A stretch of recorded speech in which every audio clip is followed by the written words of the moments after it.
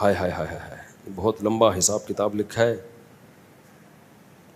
دیکھو، باغی بن کے شادی کرو، باغی بن کے نکاح کرو، کر کے بتاؤ سوسائٹی کی ایسی کی تیسی. اگر سورس آف انکم نہیں ہے تو اس نیت سے کمانا شروع کرو کہ شادی کروں گا، اللہ مدد کرے گا آپ. اور کسی چیز میں آر محسوس نہ کرو. ٹماٹر کی ریڈی لگانی ہو ریڈی لگا لو، اللہ دیکھنا کیسی برکت دے گا. آپ کا ایک وقت پہ ٹماٹروں کا بزنس ہوگا، سمجھ رہے ہو. اور رکشا چلانا ہے، رکشا چلاؤ، نکاح کو فوکس کرو. نکاح کرنے والوں کے ساتھ اللہ نے مدد کا وعدہ کیا. میں نے سرسری طور پہ خط پڑھ لیا، لیکن میں یہ پڑھنے کے قابل نہیں ہے جو انہوں نے حالات لکھے ہیں نا، سنانے کے قابل نہیں ہے لوگوں کو.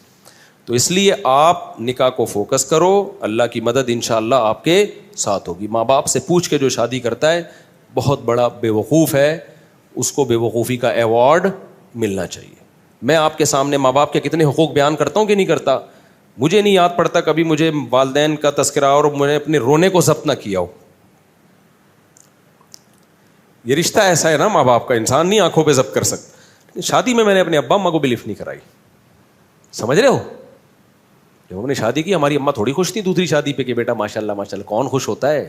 رشتہ ہی نہیں مل رہا تھا. جہاں جاتے لڑکی والے کہتے اماں کو تو لے کر آؤ، ہم کہتے اماں ہی تو سب سے بڑی رکاوٹ ہے. تو ہم نے اپنی اماں کے ٹوٹی پھوٹی کوشش کی قدموں میں جنت تلاش کریں. میں نہیں کہہ رہا ہم نے بہت کوئی خدمت کی ہے، تو ٹوٹی پھوٹی کوشش کی کہ ہم اماں ہم سے راضی ہی جائیں. الحمدللہ راضی ہی گئی ہیں دنیا سے. لیکن بھائی اللہ پہلے ہے. تو اللہ میاں نے کہا ہے کہ جو ہے نا یہ ماں باپ تمہیں آخرت میں عذاب سے نہیں بچا. نکاح ہم اللہ کا حکم سمجھ کے کرتے ہیں، امی کے کہنے پہ بولو نہیں کرتے، کلچر کے کہنے پہ تھوڑی کرتے ہیں. تو شادی ایسی کی تیسے میں نے کر لی. اماں بہت غصے ہوتی تھی، میں اماں کے پاؤں پکڑنے جاتا تھا، وہ رشتہ ہی نہیں دے رہا تھا نا کوئی. مسئلہ یہ تھا کریں کیسے، خالی نظریے لے کے گھوم رہا تھا میں. ٹھیک ہے، لوگ سن کے کان پک گئے تھے، یار مفتی صاحب دوسری شادی ہر وقت تو کر لو نا. ابے میں نے کہا وہ رشتہ ہی نہیں دے رہا تو کہاں سے کریں؟ کیوں نہیں دے رہا بھائی؟ کہیں طلاق یافتہ بیوہ کہیں بات چلاؤ، بولتے اپنی اماں کو تو بھیجو. اماں جانے کے لیے ایگری نہیں ہے، اب بیوی کو تھوڑی لے کے جائیں گے دوسری شادی کے لیے، وہ تو ویسے ہی ایگری نہیں ہوتی. لے کے کس کو جائیں؟ کوئی جا ہی نہیں رہا. تو بہرحال پھر میرے بڑے بھائی کو ہم نے غیرت ویرت دلائی تھوڑی سی. بڑے بھائی کو نا، ان کو اس وقت تو تھوڑی سی غیرت آئی. جب شادی کے بعد مسائل آئے ہیں نا تو وہی انہوں نے بھی میرے اوپر نزلہ گرایا، یار اس نے مروایا، مجھے بھی اس نے مروا دیا. ان کو نہیں پتا تھا اتنا سخت ریئیکشن ہوگا کہ میں بھی پھنسوں گا اس میں. تو اور این میرے دو بھائی آخر میں ایگری ہو گئے تھے، چلو ٹھیک ہے کر لے یار. ایک بھائی نے بات کی جو میری اہلیہ ہے نا ان کے والدین سے، ہاں چلے ٹھیک ہے اب کرے گا. تو یہ ان کو یہ ڈر تھا کہ یار اگر میں انوالو نہیں ہوں تو پتہ نہیں کہاں کر لے جا کے یہ کوئی آڑا ترشا، کوئی خاندان میں کوئی ایسی چیز نہ ہو. وہ راضی نہیں تھے وہ بھی، لیکن وہ اس لیے ہو گئے کہ یار یہ ڈھیٹ آدمی ہے، یہ کر کے چھوڑے گا. تو اب اگر ہم انوالو نہیں ہوئے تو پتہ نہیں کوئی اٹھا کے آڑے ترشا ہمارے خاندان میں بدنما کوئی دھبا نہ لگ جائے نا، کوئی منہ دکھانے کے قابل نہ رہے خاندان میں. تو ابھی کم از کم کسی اچھی جگہ پیغام بھیجا ہوا ہے اس نے خاندانی لوگوں میں. تو اس لیے وہ نہ چاہتے ہوئے آ گئے، لیکن عین وقت پہ وہ بھی مکر گئے عین وقت پہ. اور پھر کیا ہوا، جو چھوٹے بھائی کو میں نے کہا تو آ جا نکاح میں، کوئی تو ہو جس کو میں شادی میں بٹھاؤں. تو اس نے کہا میں آ رہا ہوں. عین وقت پہ وہ کمبخت بھی نہیں آیا. میرا بھائی ہے، میں تو کہہ سکتا ہوں نا چھوٹا ہے، کمبخت ہے نہیں، بڑا نیک آدمی ہے، لیکن میرا تو حق بنتا ہے نا. عین وقت پہ وہ بھی مکر گیا، نکاح نامہ لے کے گھوم رہا. لڑکی والے کہہ رہے ہیں کسی کو تو لے کر آؤ بھائی، ہم لوگ خاندانی لوگ ہیں، ایسے تھوڑی ہوتا ہے. الحمدللہ بڑے میرے سسرال بہت اچھے لوگ ہیں، وہ بھائی کسی کو تو لے کر آؤ بیٹا، ہم نے ایسے کبھی نہیں، ایسے وہ رخصتی ایسے نہیں ہوتی. تو میں کیا کس کو لے کر آؤں؟ 2-4 دوست میں نے ادھار پکڑے، کہیں سے ادھار پکڑے. ہر شخص ڈر رہا تھا کہ یار ہم بھی پٹیں گے بیٹا تیرے ساتھ. رشتے دار سارے کہ یار ہم پہ بھی بلی آئے گی. سب سے پہلے سوال ہوگا شادی میں گیا کون کون تھا. سب بھاگ گئے. تو 2-4 پھر رہ گئے تھے، ان کو اتنی بد دعائیں ملی ہیں نا بعد میں، اتنی. ان کے جب بھی اب تک کوئی مسئلہ ان کے ساتھ ہوتا ہے نا کہتے ہیں دیکھا جو کرو گے وہ بھرو گے. اب تک ان کو اتانے دیے جاتے. تو اس موقع پر پھر ہماری اماں راضی نہیں تھیں. ہم نے کہا کوئی بات نہیں یار، اماں کی ویلیو ہے ہمارے دل میں، لیکن اللہ پہلے ہے بھائی. ہم نے کر لی. 15 دن کے بعد اماں کو پتہ چلا. میں جب اپنے گھر آیا تو مجھے گھر کی مستورات کے رونے دھونے کی ایسے آوازیں آ رہی تھی جیسے گھر میں کسی کا جنازہ ہو گیا ہو. میری والدہ بھی رو رہی ہیں, سب بہنیں بھی رو رہی ہیں, ہائے یہ اب شادی ہوئی ہے یار. چلو بیوی روئے سمجھ میں آتا ہے, اس پہ سوکن آئی ہے نا, سارے ہی رو رہے ہیں. پڑوسنوں کو پتہ چلا, ہائے ہائے ہائے ہائے ہائے اس مولوی نے ہائے ہائے کیا کر دیا. پڑوسی برے بن گئے میرے لیے سب, جس کو ابھی تو ماحول بن گیا ہے, ابھی تو ماحول بن گیا ہے, جب میں نے کیا تھا ماحول نہیں بنا ہوا تھا. لوگ اچھمبے کی نظر, بھائی یہ کیا ہو گیا. پھر وہی میں مشہور قصہ ہے, میرے پر اتنا دباؤ آیا نا, اتنا دباؤ, میں گریبان کھول کے ایسے گھوم رہا تھا جیسے موسٹ وانٹیڈ. اور میرے سسر بڑے پاورفل تھے, کمزور نہیں تھے, ابھی ان کے زیادہ ڈیٹیل میں نہیں جاتا میں. اور جو ہے بہت کچھ تھا, بھی کیا بتاؤں یار, اچھا نہیں ہے نا, پھر وہ لوگ بھی بولیں گے بھائی تو کیا کر رہا ہے. تو یہاں تک ہوا کہ پھر میں استاذ محترم حضرت مفتی ابو لبابہ صاحب کے پاس گیا. اتنا ٹینشن میں تھا میں نے کہا, انہوں نے کہا کیوں آئے ہو, پہلے کبھی اس سلسلے میں حاضر ہوئے نہیں کسی غم میں. تو میں نے کہا دوسری شادی میں نے کی ہے, بہت ٹینشن ہے یار, بہت دباؤ ہے میرے اوپر, میں کیا کروں.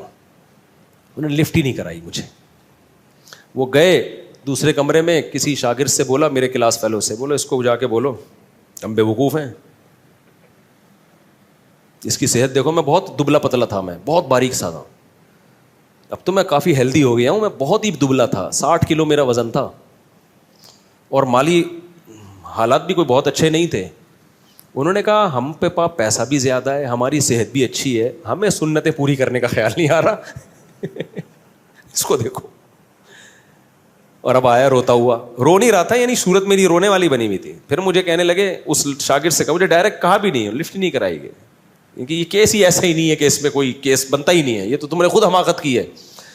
پھر کہنے لگے اس شاگرد سے کہ اس کو جا کے بولو, کچھ لوگ جو ہے شہد کے چھتے میں ہاتھ ڈال کے ڈائریکٹ شہد کھا رہے ہوتے ہیں, اور بولتے ہیں مکھیاں کاٹ کی ہو رہی ہیں, اور یہ شہد کے چھتے میں منہ دے کے شہد پی رہا ہے اور بول رہا ہے کہ مکھیاں کیوں کاٹ رہی ہیں. میں نے کہا اب ساری زندگی کے لیے گالیاں تمہارا مقدر ہے, ہم تو بالکل ہی منہ ہمارا اور چھوٹا سا ہو. تو اماں کے یہ حالات. پھر جب زیادہ غم آتے ہیں نا انسان پر, تو اس کو انجوائے کرنا شروع کر دیتا ہے. یا تو میں ڈپریشن میں چلا جاتا, سر جا کے پھوڑ دیتا اپنا, خودکشی کی طرف جاتا, یہی ہوتا نا, ہر طرف سے بے عزتی ہو رہی ہے. یا میرے پاس ایک راستہ یہ تھا, ایسی کی تیسی, بھاڑ میں جائے یار. پھر ہم نے یہ کیا, ہم نے کہا جاؤ. میں جب دلائل میں غور کرتا تو دلائل میں ہمارا پلڑا کیا تھا, بھاری تھا.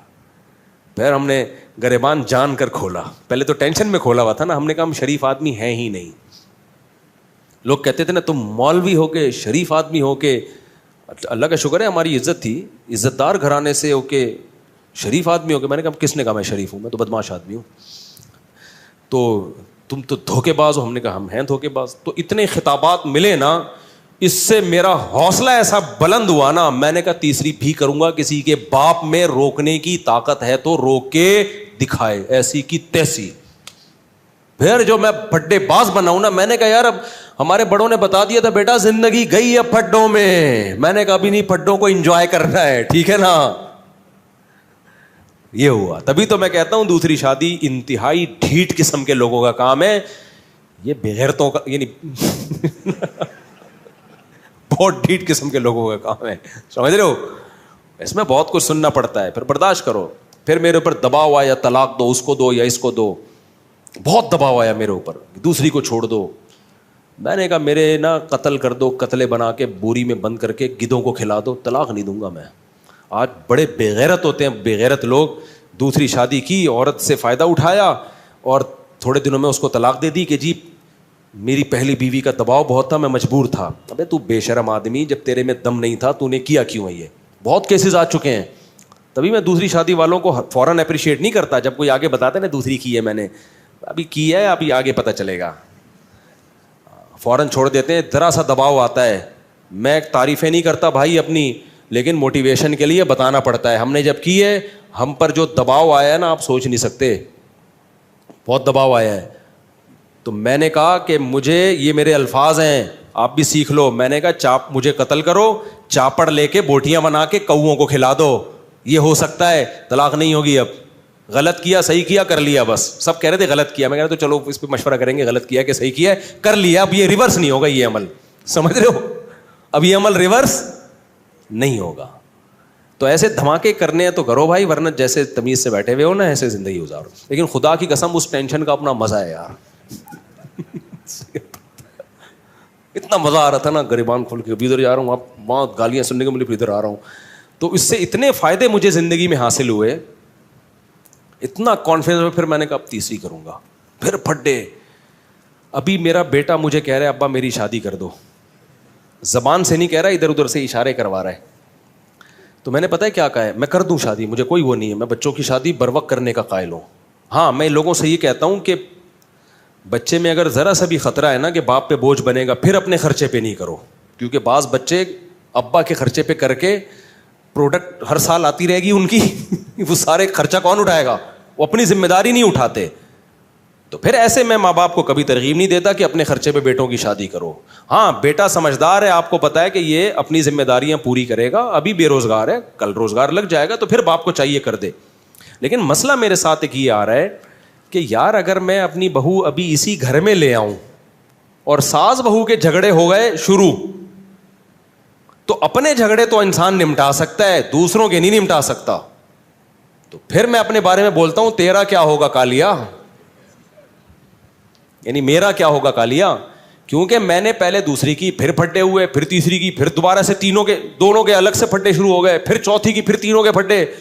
اب میں جا کے میری زندگی تھوڑا سکون میں آئی ہے, پھڈے مڈے ختم ہوئے, اب میں بہوؤں کے پھڈے شروع کر دوں. نہیں سمجھ میں آ رہی میرا خیال ہے, کیونکہ اب میں لے کر آیا تو میری بیگم کا پھڈا ہوا میری بہو کے ساتھ. مرد نہیں جھگڑے میں کرتا یار, مرد کا سسر کہے گا بہو سے کی خدمت کرنی ہے بیٹا کر لو, اللہ تمہیں جنت دے گا, نہیں کرنی تو بھاڑ میں جاؤ یار, ایسی کی تیسی. مرد اس چیزوں میں اگنور کر لیتا ہے. خواتین کے بڑے مسائل ہوتے ہیں, خواتین کے مسئلے ہوتے ہیں کہ جب آپ گھر پہ آؤ گے, آپ کی بیگم آپ سے بولو گی بہو نے آج مجھے یہ ٹکا سا جواب دیا ہے, کیا یہی تعلیم ہے شریعت میں؟ تو میں بہو سے پوچھوں گا کیوں بھائی ٹکا سا جواب دیا ہے, جھوٹ بول رہی ہیں یہ جھوٹ بول رہی ہیں, آپ جھوٹ بول رہی ہیں, میں کہ جھوٹی ہوں؟ بھائی وہ جھوٹی نہیں ہے, وہ سچی ہیں. پھر آپ اس سے پوچھو گے کہ خدا کی قسم پاگل ہو جاؤ گے نا, الٹے لٹک کے مر جاؤ گے, یہ فیصلہ کرنا کہ ان میں صحیح کون ہے غلط کون ہے, برباد ہو جائے گی تمہاری زندگی. سارے جمعے اتوار کے بیانات ختم, مسائل کے سیشن ختم, میں ساس بہو کے جھگڑے ہی بیٹھ کے نمٹاتا رہوں گا.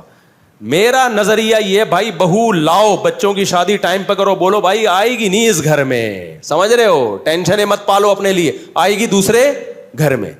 اپنے بیٹوں سے جا کے ادھر ہی جا کے مل لیا کرو, بہو سے بھی عزت دے دے گی, ٹھیک ہے بیزتی کا خطرہ ہوا تو بیزتی سے پہلے نکل آؤ. کیا خیال ہے؟ آج کل کی بہویں مارکیٹ میں کہاں سدھری بھی آ رہی ہیں یار. میں جانتا ہوں جوائنٹ فیملیوں میں عزت دار لوگ بڑے تمیز سے رہ رہے ہیں, ہمارے اپنے ریلیٹیو ہیں, ساری بہویں اکٹھی بڑی لائف کو انجوائے کر رہے ہیں وہ لوگ, لیکن ہر جگہ ایسے نہیں ہوتا. اب ہم جب لائیں گے ہمیں کیا پتہ ہے اگلا نکلے گا کیا, اچھے نکل آئے تو بہت اچھی بات ہے, نہیں تو بھائی ہماری تو زندگی برباد ہو جائے گی یار. تو میں جوائنٹ فیملی کا اس زمانے میں قائل نہیں ہوں. الگ الگ صاحب بچوں سے بھی میں نے بولا ہے, ابھی ایک بچہ نے اشارے بھیجے نا, میں نے کہا بیٹا گھر ارینج کر لے, شادی میرے خرچے پہ ہوگی تیری, یہاں نہیں آئے گی. اب آپ کہہ سکتے ہو مجھ سے آپ گھر بھی بچے کے لیے آپ ارینج کر لیں, اور میرے ماشاء اللہ 8 بیٹے ہیں, تو اگر میں 13 گھر میں چلاؤں گا تو IMF سے مجھے قرضہ دلا دو بھائی. اور بیٹے میں ایک بھی نالائق نکل آیا نا جس کو عادت ہو گئی ابا کا مال کھانے کی, وہ تو میرے بچے پیدا کرنے والے بیانات روزانہ سنے گا بیٹھ کے, خوب اسپیڈ سے بچے نکالے گا اور میری گودوں میں لا کے ڈالتا رہے گا. سمجھ رہے ہو؟ پھر بھی مجھے قبول ہے یار, ہمارا ظرف بہت بڑا ہے الحمدللہ, لیکن بگڑ جائے گا. ایسا ہوتا ہے نا کہ ابا جب تک میں کما نہیں رہا تو فی الحال میرے بچے بھی آپ پالیں, میری بیگم کو بھی آپ پالیں, کوئی بات نہیں, بہو بھی بیٹیوں کی طرح ہوتی ہے, پال لیں گے یار, جہاں اللہ نے اتنا کھلایا ہے اور کھلا دے گا. لیکن مسئلہ بگڑنے کا خطرہ ہوتا ہے کہ جب فری پھوکٹ کی لڑکوں کو عادت پڑتی ہے نا, ایک دفعہ بگڑ گئے تو قیامت تک نہیں اٹھتے. تو لڑکوں پہ تو ذمہ داریاں ڈالو. ایک واقعہ سنا کے اس ٹاپک کو ختم کرتا ہوں. ہمارا ایک جاننے والا ٹھیکیدار ہے, بہت پیسہ ہے اس کے پاس. میں نے کہا یار تمہیں اللہ نے اتنا نوازا ہے, اتنا تم کما رہے ہو. کہتا ہے یہ سب میرے باپ کی مہربانی ہے. میں نے کہا شاید اس کے باپ نے بہت پیسہ دیا.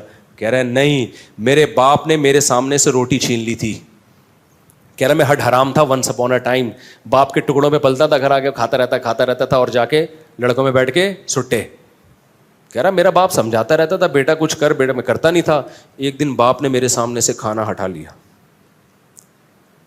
بولا آج کے بعد تو اپنے خرچے پہ کھائے گا. کہہ رہا اس وقت تو مجھے بڑی بے عزتی, لیکن باپ نے میری خیر خواہی میں کیا, سمجھ رہے ہو, مجھے اپنے پاؤں پہ کھڑا کرنے کے لیے. کہتے ہیں نا مجھے چلنا سکھانے کو سہارا چھین لیتا ہے. بچوں سے بعض دفعہ سہارا چھینا جاتا ہے تاکہ اپنے پاؤں پہ چلنا سیکھیں.